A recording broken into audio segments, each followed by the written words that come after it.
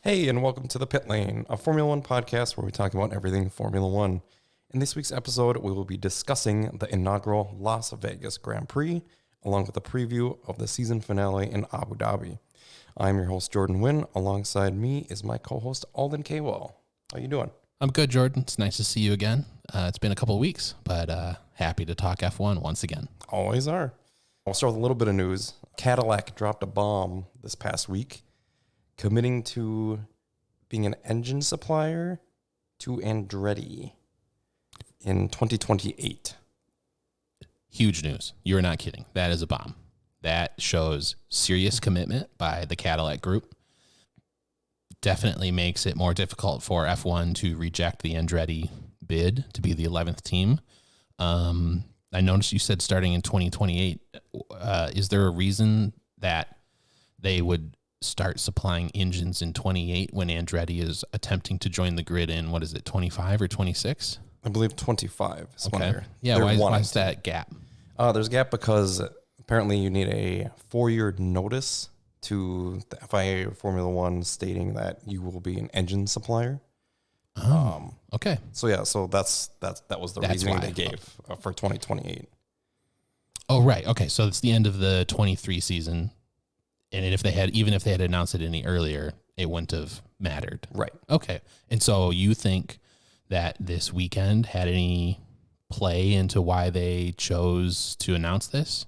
Yeah. Well, I think it's F1's new staple race that they're putting on. And obviously Las Vegas is in America. Yeah. GM. Yeah. Huge American manufacturer, the largest car auto manufacturing company, along with Andretti. You know, the biggest name in American racing, one might argue. That's fair. I think that's a fair argument.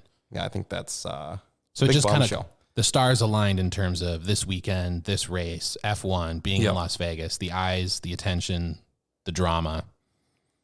It really made sense to make the announcement this weekend. Correct. Yeah. And it was kind of I felt like it was almost an under the radar release because it took me a while to see it. And I was like, where'd this come from? Was that on a Wednesday or a Thursday? I think it was Tuesday. Oh. It might have been a Tuesday or Wednesday. Yeah. But it was just kind of like almost under the radar. But once it got picked up, it was huge news.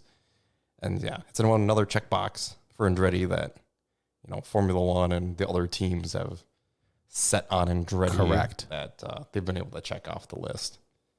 So they're just making their application week by week, month by month, more and more difficult to be rejected.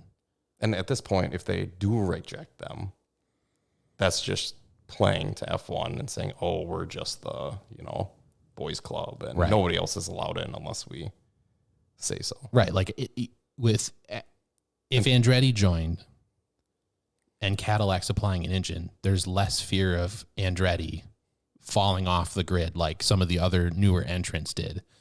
They're going to be supplied by their own engine manufacturer. Right. They're making every effort to be as self-sufficient and not be just a money suck on the other groups. Correct. And there's no incentive for them to join and lose money and then drop out in 3 years. Right. That doesn't make any sense. That's bad for their brand. Right. Not to mention, they're building, their main hub is going to be in the United States too. Okay. And so that's the other knock that they've been talking about is, oh, well, how can you do this in America? Well, it shouldn't matter.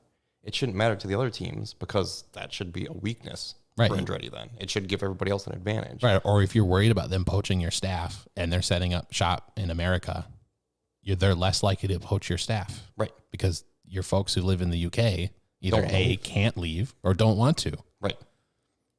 Yeah. So interesting. Okay. Well, we'll see where that goes. I mean, hopefully we get something before the end of the season. Probably won't, but that would be, I'm excited to see where this goes. I hope we get some interesting off-season drama surrounding the Andretti bid to join. Oh, rumor was too that they tested a smaller scale F1 car. I think like a 2021 spec F1 car in a wind tunnel of their own design. Interesting. Yeah, I think that happened a couple weeks ago too. Okay. That they had mentioned that they were doing that. So not sure how it went. I don't think there's any news on that, but yeah, just something else to note that they're actually attempting and developing and they're not just being static. Right. They're not just, pretending to toss money at Right. stuff. They are throwing money at stuff. You mentioned something in the conversation there about this weekend, Las Vegas potentially being the new staple race, challenging maybe Silverstone or Monaco for that headlining F1 race. Yeah, I think they're going for, the glitz and glamour. This is also put on by Formula One. Oh, I didn't know that. Yes. They're the organizer for this race. Correct. Aha. So they get all the money for all the proceeds, all the ticket sales and all that stuff. And I think they have a 10-year commitment currently to Vegas, and Vegas had approved that. But yeah, I think they're trying to make it, one of the staple races on the calendar, and in the United States, obviously trying to get a foothold here as well. Try and make it a big glitz and glamour thing. 10 years is a long commitment. It is. Doesn't mean it's going to happen. Right. We've seen weirder things, right? Yeah, or like Vietnam never firing off. I mean, those are all different reasons, but we've seen like India and Korea come and go, and other circuits and teams or organizers. Interesting. How much money? Do you know how much money they spent on this whole thing? Well, I think their pit building they spent $500 million on. $500 million. Yes, and it was. I believe I had heard that it was $200 million for the land alone, because you're in Vegas. It's on the Strip. You're just Or off the strip strip adjacent. right? And so it's prime real estate, or a hotel or something else could have gone, but instead you got a pit box. Wow. Or pit lane that's permanent. Right. A once a year thing. Yep. But yeah, I'm sure they have stores and stuff that you'll be able to visit and whatnot, maybe in the off season or like an F1 destination store. Interesting. You could go get some swag. You have to make another trip to Vegas, and maybe not during the race.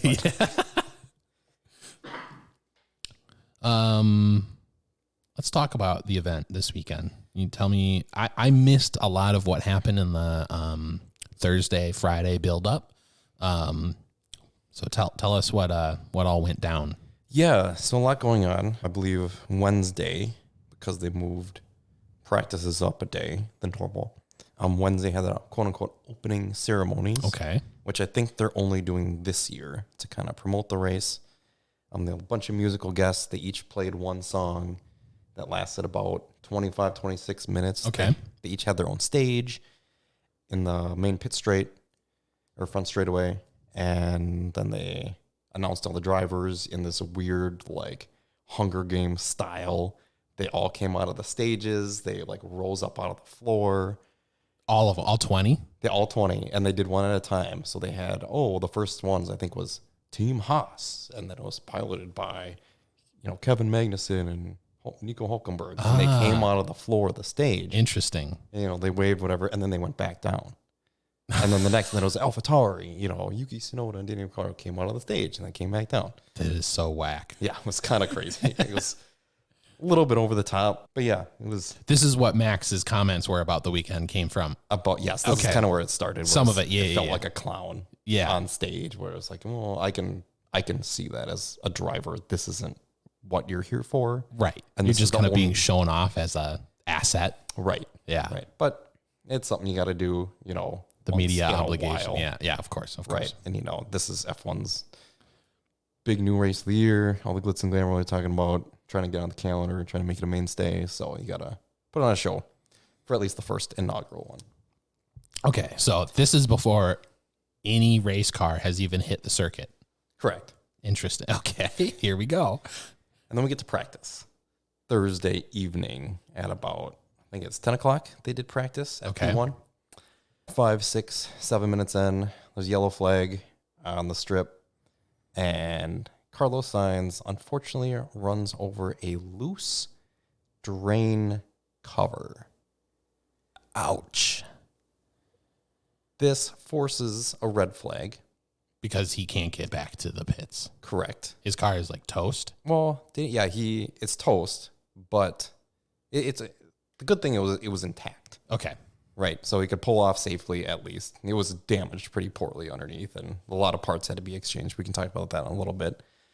But, the red flag, they had to check all of the drain covers to make sure they were repeat. Correct. Oh, my goodness. And they had to re-weld some. They had to make sure all of them were done properly. And they obviously red flagged FP1, and that ended that session. Then there was a long delay before FP2 started. Because they were doing the track work. Correct. Okay. FP2 didn't start until just after 2 a.m. That's pretty local time. Local time. That's late. That's even in Vegas, that's getting late. Right.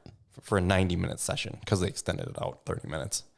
But yeah, at this point, right before the session starts, they couldn't keep all the security staff there because I think they had been there so long already. And I don't know if they didn't want to pay them for like overtime or whatever. Okay. Have you. They had to send all the security staff home, which in turn, they forced all the fans to leave. They forced them out. Ugh. Mind you, they do sell tickets for only Thursday. Oh, so people who bought Thursday only tickets saw 8 minutes of track time in FP1. Correct. And then 0 minutes of Correct. FP2. So they got kicked out. That's some tough beats. Yeah, and I think I had read that, F1 was offering a $200 voucher to their merchandise store. I don't want that. Which, I want to yeah, watch the cars. That'll go get you vroom, maybe vroom. 2 items. Yeah. And so that didn't really seem like... Dude, they'll get you 2 items. realistically. They're going to get you a hat and a especially in Vegas. toothbrush. Yeah, right. But yeah, and I think I read that there's a class action lawsuit by some of the fans Okay, I right saw now. that. I thought I saw that too. Interesting. Yeah, which I think is valid if they don't really do something more for those Thursday fans, at least, that bought only Thursday tickets. Well, we've seen something somewhat similar in this science drain cover scenario, right? I think, what was it? Russell back in 2019 destroyed his car in a very similar fashion. Yeah, I think that was a manhole cover. Okay. And more severe. And didn't Grosjean at some point in Malaysia or China? Long time ago, he destroyed through no fault of his own, the circuit, just like, and no one's pushing blame on anyone here. Right. It's just, these are situations that things fall through the cracks. People maybe aren't careful or whatever. Things do happen. Right. This has happened before. I don't remember if Baku ended up. That was FP1 as well, I think. So, but it didn't result in fans having to leave the circuit because F1's trying to have this race at a very particular time. It led to the scenario where they didn't have the staff to staff the circuit. All right. Right. It was a unique scenario in that fashion. That that the fans had to get kicked out. Well, they didn't have to get kicked out, but they got kicked out. Okay. So yeah, fans weren't happy and not a great start to day one. All right. So Sainz's car is busted up. What does that mean to him though? Yeah. So I know we kind of mentioned in a podcast a couple episodes ago where we're talking about, nobody's really incurred engine penalties, PU penalties. Mm-hmm. Well, since there's only 2 races left, everybody's on their last engines, PUs, or, Gearboxes. Yeah. Yep. Engine units or batteries and stuff. And Carlos had to replace a few different things. I think it was a gearbox. I think his MGU-H had to get repaired. He had a lot of damage. So he took a 10-place penalty. I heard that his cockpit was damaged too. The monocoque? Yeah. Wow. So there's a big undertaking by that team. So 10-place grid penalty. Through no fault of his own. Right. And that's just how the rules were written. It's kind of unfortunate, but I don't know. That's just how it is, I guess. Yeah, there's been a lot of talk about this. It is silly that the circuit can cause damage to a car, resulting in the driver of the car, who Carlos Sainz's future is secure, but this may have been someone else whose future may not be secure. Right. Carlos Sainz is very fortunate, earned his spot in Ferrari, but very fortunate to drive for one of the bigger teams. If this was someone else, this could have literally cost them their job because they would have forced a result that would be outside of their control. But at the same time, if you allow the stewards or the race directors or F1 to forgive a penalty because of track damage, F1 is political. It is a game of politics. Yeah. Would a team try to persuade someone into being like, oh, that track damaged our car, I need a free penalty, and then they swap every component in their car? Right. While I'm sorry for Sainz, it's unfortunate for both Sainz and Ferrari. the true nature of F1 politics and gamesmanship is such that if you allow a group of stewards or individuals that cannot be controlled or kept from being persuaded, that would just be another element of the F1 circus that magically someone would end up with what should be a penalty and then not take it because. Right. And like you're saying, it would give you a distinct advantage. Correct. Where everybody else is on used units. Yes. And the percentage of failure would be much lower on a new unit versus an old set. Yeah. So it's unfortunate, but you need to have hard and fast set rules. Otherwise, like you're saying, it's going to be political because it already is. It already is. Remember the budget caps. I mean, the amount of lobbying that goes on. Penalties. Even just a 5-second penalty. Right. Oh, we can talk about that. We'll get into that later. Okay, so F2's delayed. Yeah, so that's kind of the major Wow. practice issues we've had. Interesting. But we can skip ahead, kind of get into qualifying here. Yeah, let's go. Just a couple notes here. Both the McLarens were out in Q1. Big surprise there. They had kind of been talking leading up to this circuit or to this race that their car was such that it wasn't, they kind of knew that it wasn't going to perform very well at this circuit anyway. Yes, but I don't think they expected a Q1 exit. Okay. That was the major thing. Ocon was also out. He passed Max leading up to his final qualifying lap. Max wasn't having any of it and pushed him wide in turn one. And ruined his lap, huh? Ruined Ocon's lap. And all of a sudden, he's out. So tough luck, kind of Ocon's own fault. There's plenty of time for him to sit behind Max, but decided not to do that, probably because his tires would have gotten cold. Either way, kind of their own fault. And Max was not going to let that happen. No. Q2, Perez and Hamilton both out. I believe they were 11th and 12th. And then the big surprises in Q3, both the Williams, not just Albon, Logan Sargent, Our favorite American. qualified 6th and 7th on track. 5th and 6th. Started 5th and 6th. Oh, yeah. Science penalty. 6th and 7th. Yeah, moved them up. But yeah, you're they right. qualified 6th and 7th. So they both ended up starting on the third row. A third row lockout for Williams. Yeah. Let's get it. Yeah, that was pretty cool to see. And Ferraris had 1-2. Sainz, though, with his 10th place grid penalty, went down to 12th. Okay. And Max ended up starting on the front row anyways. Right. He had qualified third, but ended up starting second because of the Sainz penalty. Right. Okay. So it was Leclerc then and Max on the front row. Yep. Excellent. Okay. So Get into the race. get to the race. What happens? I know what happens. Ooh, turn one. Both Max and Charles go deep. Does this require some brief background of the weather? Sure, go ahead. It's very cold. Yes. Not everyone knows that Las Vegas does get cold. During some winter months, it gets cold. Cool. It's Right. dry. It's dry. It's a dry cool. It's not a humid. And there's no support races on this track. So Correct. it's dirty, dusty, cold. Tires are cold. Circuit's cold. Track temp is the same as the air temp. New track, too. And a new track, right? This leads to all of those issues leads to a very delicate, Yes. perhaps is the best way to put it, turn one. Well, let's add one more thing to this. Okay. Parade lap. Yes. One of the parade lap cars, they have drivers sit on a car and they drive around the track, wave to all the fans. Let's call it parade lap.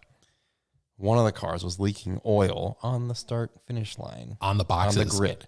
On the grid boxes. I think it was like between like third and fourth. Yeah, it was right there. Fifth, It was I guess, or yeah. On the dirty non-race. side. Yeah. On the dirty side. On the dirty side. So on the even side. Yeah, leaking oil. So we had to Unbelievable. cover it up, brush it off. So that made it worse. And so more context here. Max gets a good start, on the dirty side still. Charles doesn't. A little bit of wheel spin in the second phase. And Max runs super deep. Can't slow the car down. Or is he intentionally doing it? I think he just can't slow the car down. And I think they kind of, if you watch the onboards, they were kind of looking at each other almost. And it felt like they both just missed the braking zone as well. I think each of them intentionally tried to out chicken each other, Right. to go deep so that they could say they got to the corner first and then feel entitled to the rest of the track for the rest of the race. Right. But it's not how it works. No, it's not. But they were saved by what happened behind them as well. Yes. So Max essentially, quote unquote, runs Charles wide. They both go off track. Sure. They both leave the track and they both come back on. Still 1-2, but Max overtakes.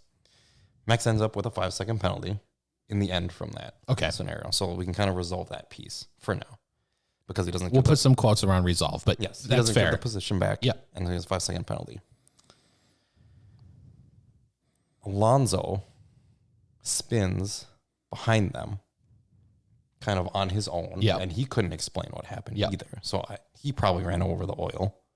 I can only assume. Mm-hmm. He collects only Bottas somehow. The unluckiest man in this sport right now. Bottas started P7 and ends up nose to nose, I believe. With a backwards Alonso. Correct. Yes. And then with nowhere to go. And they're like 19th and 18th or 19th and 20th. Yeah, and you can see Bottas stop and then just like, it felt like he just threw his hands up, released the clutch, and just rammed it into him. Because there's nothing he could do. So he's stuck there. There was some other damage. Carlos, and some other, I think, spun or like went wide, had a moment too at the beginning. Very few people stayed on track in the corner. Right. So quite a mess, but led to an interesting race at least. Well, there was a virtual safety car. There was some a debris. VSC right away. Okay. Yeah, there was some debris in that corner, so they ended up wanting to clean it up. But then shortly thereafter, we had a full safety car because Lando Norris, lap 3. Oh, yes. Lando. I heard he ran over a bump, kind of got off the racing line just a hair, hit a bump, unloaded his rear axle, spins. Full speed. Yep. Spins into the wall. I think he hit it backwards too. The impact hit the rear on the curve of the wall, and his car just runs down the escape road. Luckily, he wasn't. I think the initial impact was pretty bad, but it slowed him down enough for the impact in the protect barriers. Okay. Yeah, and the runoff area wasn't so bad. So that was good. But Lando ends up going to the hospital to get checked out. Precautionary measures. Yeah. And they just kind of went by the book. He was fine. Good. I should say. But yeah, takes Lando out, lap 3, safety car. The camera that picks it up, since Lando's okay, the camera that picks up the crash, you don't see anything but just a load of sparks going across the camera on the feed. Right. Yeah. And it's just like, okay, I know something happened right there, but you have no idea who it was. Right. It's just, and it takes the whole thing is shaking. The whole thing's shaking. The wall is shaking. The camera is shaking. No one, like the director clearly doesn't know where to point the camera because someone has gone off big time. Yep. And finally, it's like 15 seconds after there's an incident that's very clearly happening that we see that it's Lando. And it's just one of those, like, it's like a comedy skit. All of a sudden, a static camera picks up just a wave of like carbon fiber and sparks. Yeah, but no. Lando out early on safety car. Some people come in, get new tires, new wings. But yeah, kind of chaos to begin the race. It was. Here, we can get into Red Bull here. Let's go. We'll talk about Max. Yeah, go ahead. Max ultimately wins the race. However, a lot kind of happened in between there. Yeah. Where he had a battle with Charles early on. Charles got by him on track. Equal tires. Yep. So that Ferrari was moving. Was going very well. Ferrari was strong all weekend. Yeah. Yeah. Yep. Obviously with the 1-2 and qualifying, and then Charles going by Max. And yeah, Max pits immediately afterwards. His tires are dead. Charles goes on a few more laps. Get another hard set of tires on. Max has a 5-second penalty. That drops him down the order a little bit.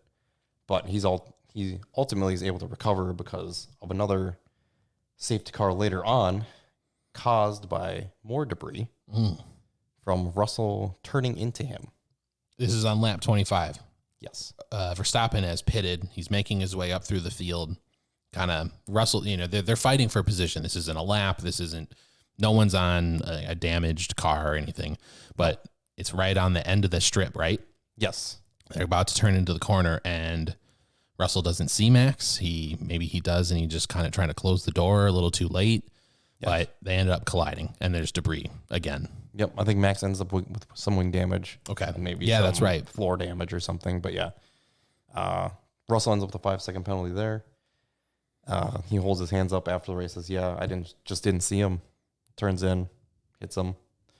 That ultimately saves Max, I think, in this race because he's able to get a new set of hard tires on while Charles had just pitted a few laps earlier. Right. He's got like what, 4 or 5? Yeah, lap old tires. So they're kind of offset there. And with these set of tires they have, once you heat them up, you kind of want to keep them in the range. You don't want to cool them off because of the cool circuit. Right. Yeah. And ultimately, this demises Charles' race because he probably would have won this race on track hadn't that last safety car not come out. Right. But, he didn't pit. He didn't know what everybody else was going to do. He wanted to stay on track. So ultimately, they stayed out. What can you do when you're leading the race? That's just kind of... Right. You would prefer track position. Yep. So ultimately, Max wins the race. Charles finishes second, Checo P3. So Red Bull a 1-3. Checo and Leclerc did have a good battle. Yeah, down the stretch there. Yeah. I think Checo passed Leclerc with like 4 laps to go or so, maybe a couple more. Yeah. But then Leclerc gets him on. Charles got back into range all of a sudden and got him on the last lap at the end of the strip. That was crazy. Yeah. It was some good battling, but it was good for Leclerc to get that P2 in the end after, deservedly probably not put a foot wrong all weekend. And I think he deserved to win the race had that last safety car not come out. He was very good. So Carlos ended up P6. He started P11? 12. After the first lap, he's almost like dead last because he does come into the pit. Yeah. He's like P18, 19, or 20, and he finishes P6. Yeah. It's a great drive. Alonso, I think Hamilton was there. Russell was there for a time. Checo, Stroll, they were all battling. Yeah. At one point, Checo was also in the lead for this of the race. Yeah. With the offset, with the pit stops. But good race for Carlos. Was able to get back in the mix a little bit and have some good battles. A good weekend for Ferrari, right? Like demonstrating that their car's fast under certain conditions. Charles P2, Carlos P6. Yeah. Have a good weekend. They're fast. They look like on a single lap, they are as fast or faster in these conditions. Like basically this drag setup, they're as fast or faster than Red Bull. Yep. Yeah, and it just looks like a fast car. Granted, they're changing, their concepts next year. Next year. So along with Mercedes, so it'll be interesting to see what they come up with. But and Red Bull's changing their concept too. It's like everyone's changing their concept, and then they're all probably going to show up with very similar cars. Yeah. We can get an Alpine since we got a surprise P4 finish. Not going to give him a ton of credit here, but our Esteban Ocon with the P4 actually drove a pretty good race. He started near the back too.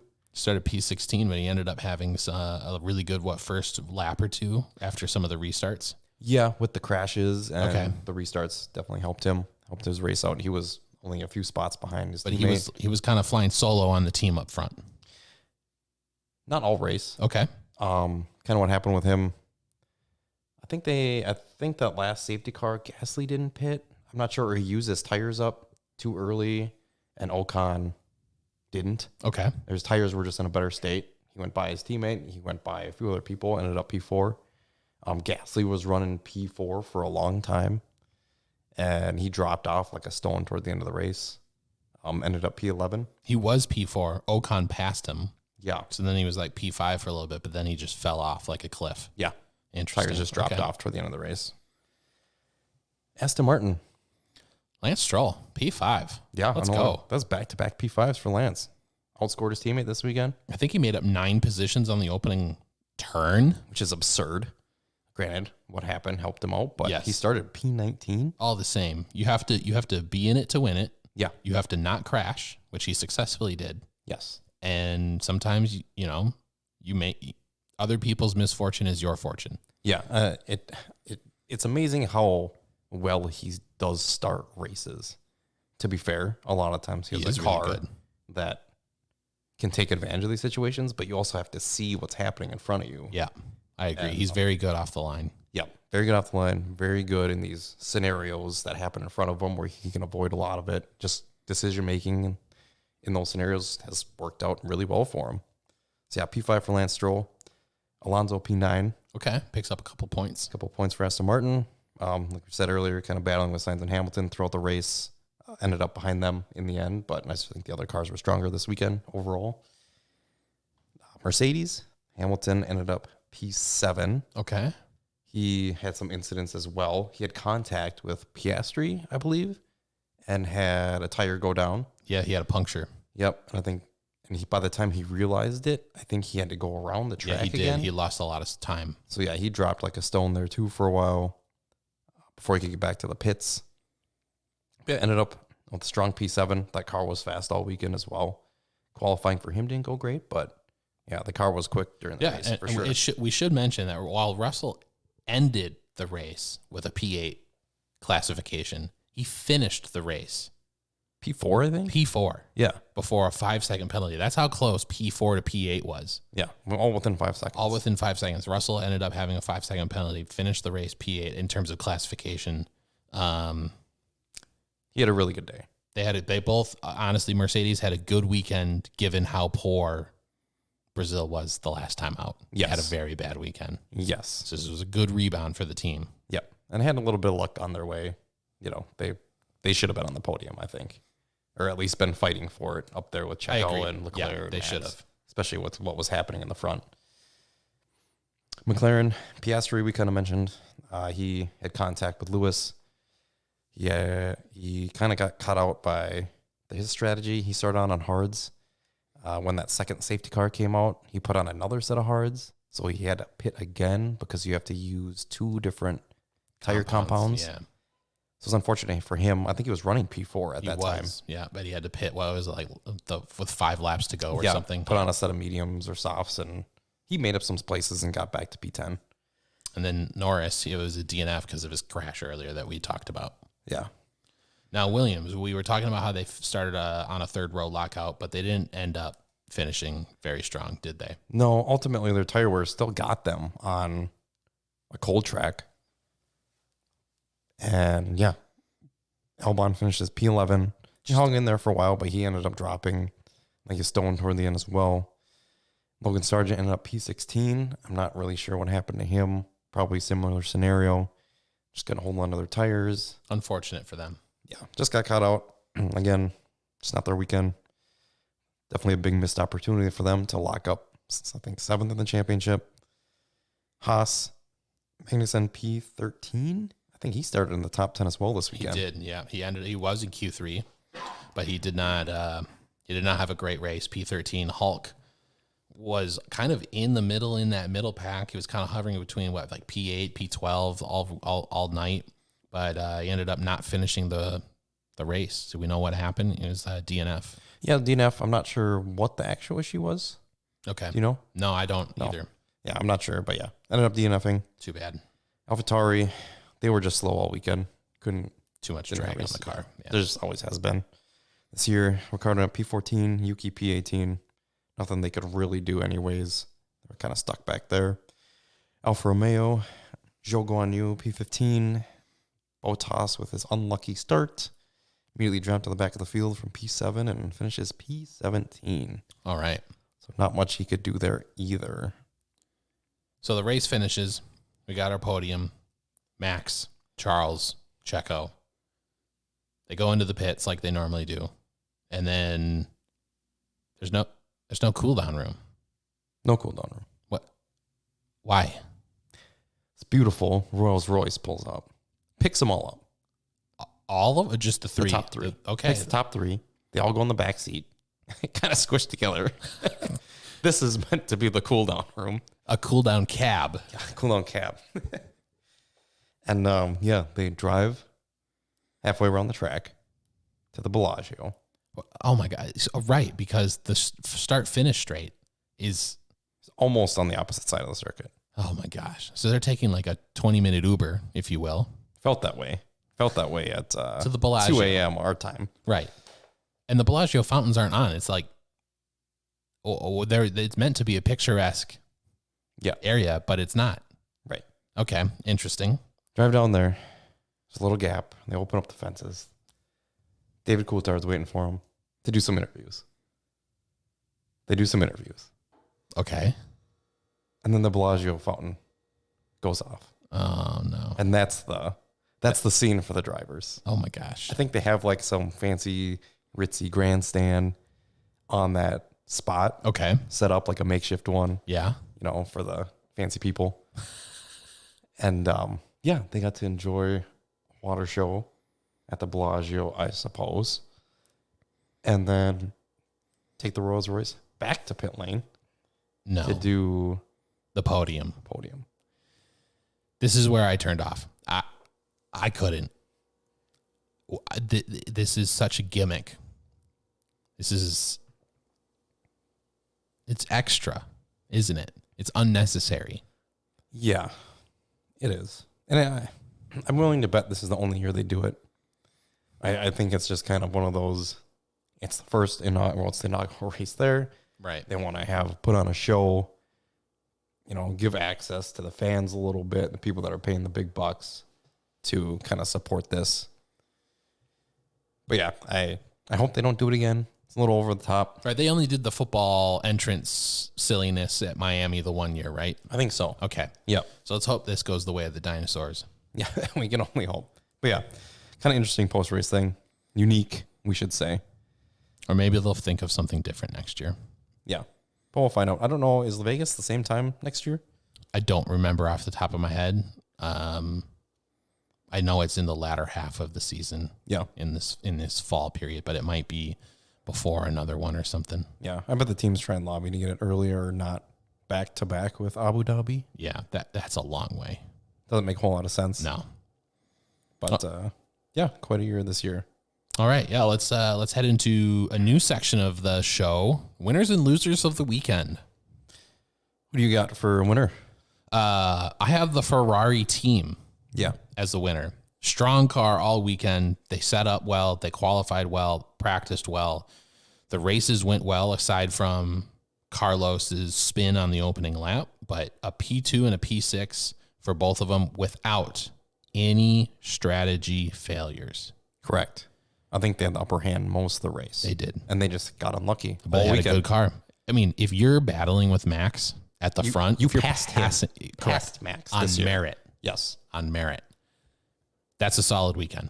Losers of the weekend. I'm going to go with an individual. I'm going to say Ocon. It might not have, Gasly. It might not have been entirely his fault, but he was P4 heading into like the last 8 laps or something, dropped off. It was either his fault by pushing too hard, trying to stay ahead of Ocon, or just didn't have it at the end. I don't know which one, but you can't go from P4 to P11 in the span of fewer than 10 laps. Yeah, especially at the end of the race. That's tough, especially when you have a car that's clearly been strong all weekend. Yeah. Who do you got, Jordan? I had Lance Stroll as a winner this weekend. Okay. I think why I say that, another solid weekend. I think back-to-back is awesome for him. Yeah, two P5s, like you said, back-to-back. Yep. After really struggling in the second half of the season, he's brought it back. And he's also brought Aston Martin back within striking distance of McLaren. So that's a big thing for them. Losers, Williams, I think, is a team with their great great qualifying position. Yeah. Missed out during the race. And they could have locked out 7th easily this weekend, knowing AlphaTauri had 0 pace all weekend. And now they're going to have to fight for that 7th. They're going to have it. Abu Dhabi. Right. What are your overall thoughts? Overall. On the weekend. First Vegas GP. Very mixed. Yeah. The race itself was a fun race. It might have been one of the better ones. Yeah, I think so. One of the better racing events. Night street circuits aren't necessarily my thing. Overall, there's some places that it looks good. It kind of looks a little bit like a Pac-Man show to me. Sure. But I understand why people like them, and that's okay. It was a good race, lots of overtakes on the weekend. You can keep I'm not a big fan of Las Vegas, the show, the glitz, the glamour, all that stuff. I think it's plastic. That maybe is too harsh, but I know Europeans and many other folks love a Las Vegas weekend, and it's just not for me. But it's going to be here for 10 more years, so I better get over it. Overall, I thought it was pretty good in the end. I think I agree with what you're saying. Some of the overtop stuff we didn't need. Yeah. And I hope they don't do that going forward. Kind of like the opening ceremonies. It sounds like they're not doing the Bellagio thing. I'm not sure. I think you can get rid of that as well. They can learn from it. Yeah. So long as they adapt, I think we'll both be satisfied. Right. And it's going to be rough around the edges, right? Any first GP anywhere is going to be rough around the edges, right. No matter what happens. I think the race was excellent. It was one of the better races. Like we're saying, we had read that it was the most overtake since China in 2016. Most overtakes in a dry race since race. 2016 China. And China's an early part of the year on the calendar. So that's 7 years ago? 7.5. Yeah. So that's pretty good. We'll take it. I thought the pack was a lot closer for the most part as well, which was kind of nice. Yeah. I think the safety cars helped that probably a little bit. bit. It did, yeah. But even the drop-offs with the mid-pack wasn't too far back where if something happened in front of them, they could have got right back in DRS and you have that long straight and could have made something happen. So I thought overall, I think it was a good weekend for an inaugural race. I think that's fair. That's a fair assessment. I would agree. Yeah. Get a little stand here. Obviously, Red Bull is your champions still. Still, It's not not going gonna to take change. it away or anything. Mercedes is second, only 4 points ahead of Ferrari going into the final race of the season. So that'll be fun. Yeah, Ferrari ended up with 26 points this weekend. Mercedes only 10. Ferrari closes the gap to 4 time. points for the weekend, right? Yeah. With one race to go. Yeah. That's going to be a fun battle. Yep. 4 very good drivers, two of the best teams. They are clearly number 2 and number 3 this year. Yep. So we've got action on the last weekend. And I don't know who has the advantage there either. I think Mercedes might have a little bit of advantage, but with those 2 big long straights as well. Yeah, we'll see. That could benefit Ferrari. We'll find out. 4th and 5th, McLaren is 4th. Aston Martin is 5th with Lance Stroll's haul this weekend and a couple points from Alonso. That puts them, 11 points behind 11 McLaren? points behind, yep. 284 for McLaren, 273 for Aston Martin. So, yeah, one good finish by one of those teams. And, yeah, all of a sudden it's... Or by, I guess, If Aston one Martin of them really. gets a podium, if we can get another Alonso podium, Yeah. that could really help. Yep. So another good battle for, constructors' positions going in last weekend. Something to play for here. Absolutely. Alpine 6th, still in no man's land, but a good haul for Ocon. Williams got nothing this weekend. AlphaTauri didn't get anything. Romeo didn't get anything. Haas didn't get anything. That rounds out 7 to 10. But Williams is only 7 ahead of AlphaTauri going in last weekend. With those upgrades AlphaTauri got, this might benefit them better here in Abu Dhabi versus Vegas. Okay.